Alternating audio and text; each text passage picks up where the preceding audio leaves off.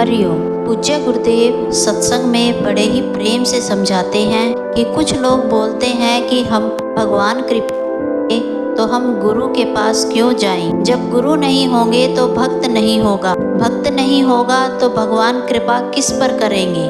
पूज्य गुरुदेव कहते हैं मूर्ति के पास जाते हैं तो हमारी भावना से मूर्ति में कुछ फायदा होता है, बाकी मूर्ति ना बोलती है, ना खाती है, ना हमारे दोष निकालने को डांटती है। मूर्ति के पास जाके जाने का फल ये हुआ कि जागृत गुरु के पास पहुंच गए, ये मूर्ति पूजा का फल हो गया।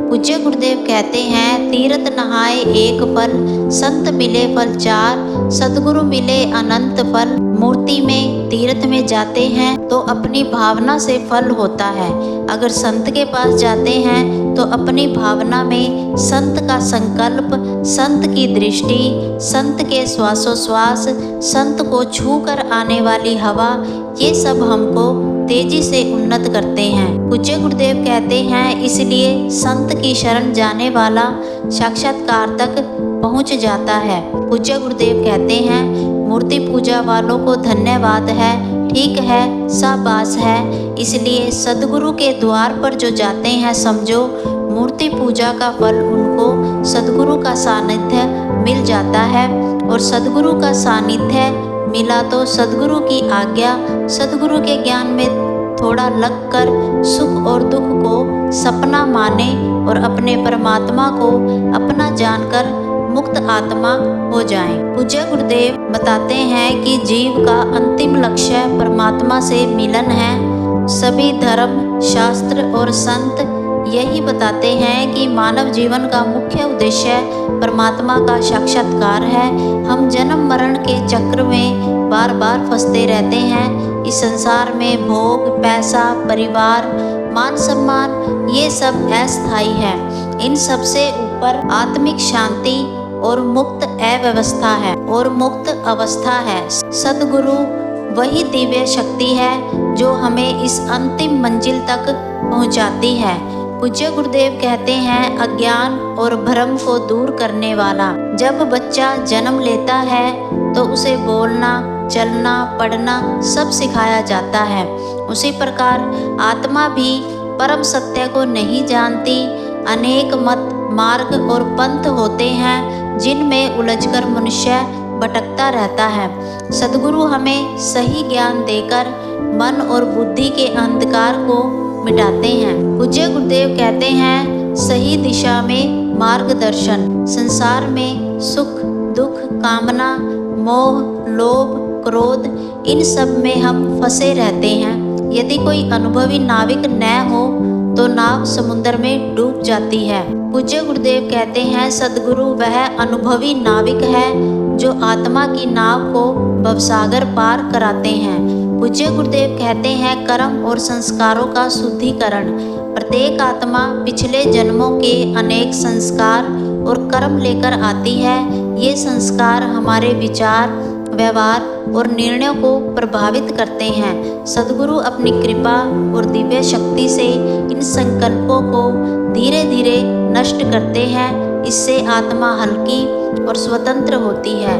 पूज्य गुरुदेव कहते हैं गुरु मंत्र और शक्ति का संरक्षण। सदगुरु हमें गुरु मंत्र देते हैं। मंत्र में चमत्कारी शक्ति होती है, परंतु सही आचार्य से ही मिलना चाहिए।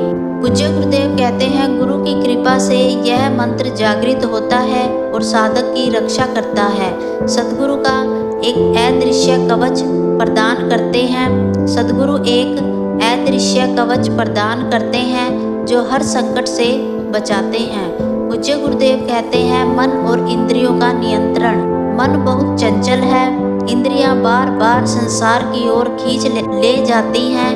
बिना गुरु के मन को बांधना और साधना कठिन है। पूज्य गुरुदेव कहते हैं सदगुरु हमें साधना और संयम के उपाय बताते हैं और मन को ईश्वर की ओर मोड़ते हैं।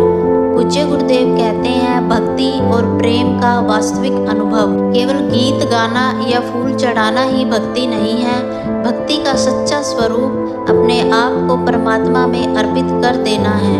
पूज्य गुरुदेव कहते हैं सदगुरु सच्ची भक्ति का अर्थ समझाते हैं और हृदय को ईश्वर प्रेम से भर देते हैं। पूज्य गुरुदेव कहते हैं, मोक्ष की ओर मार्गदर्शन। संसार में कई लोग सोचते हैं कि केवल पूजा, व्रत या दान से मोक्ष मिलेगा, परंतु शास्त्रों में स्पष्ट लिखा है कि मोक्ष का मार्ग गुरु कृपा से ही संभव है। पूज्य गुरुदेव कहते हैं, सद्गुरु वही अद्वितीय शक्ति है जो आत्मा को परमात्मा से मिला देती है। पूज्य गुरुदेव कहते हैं, बिन सद्गुरु भेद न पाई, चाहे कोई कितनी भी चतुराई करे।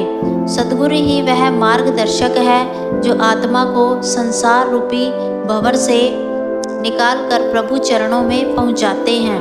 पूज्य गुरुदेव कहते हैं, सद्गुरु वह नाव है जो संसार रूपी भंवर से पार कराते हैं। जैसे कोई बच्चा बिना शिक्षक के पढ़ाई में सफल नहीं हो सकता, वैसे ही जीव बिना सद्गुरु के परम सत्य को प्राप्त नहीं कर सकता। जय गुरुदेव। साधकों संतों का जीवन ही हमारा मार्गदर्शन है।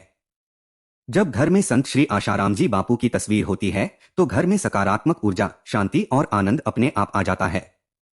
बापूजी की फोटो केवल फोटो नहीं है, ये तो दिव्य आशीर्वाद का झरोखा है।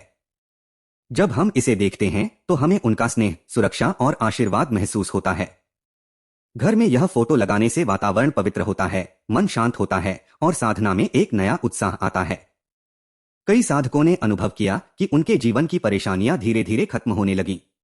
अगर आप भी चाहते हैं कि हर समय गुरुजी की कृपा आप पर बनी रहे, तो आज ही बापूजी का दिव्य आशीर्वाद चित्र मंगवाएं।